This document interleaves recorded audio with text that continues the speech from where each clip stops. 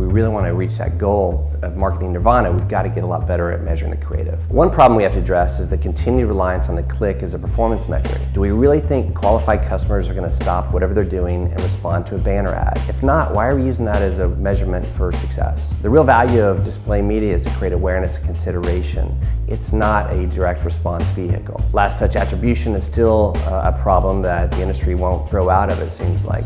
There's still this default approach to using the last touch or giving 100% credit to the last impression served for any type of a conversion. If you have a 4-person relay race, it's giving 1 medal to the last swimmer on the team.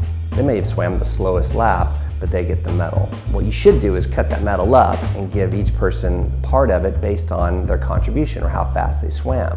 The idea of fractional attribution we've been using for measuring performance of media for a while, but we haven't really been applying that to creative.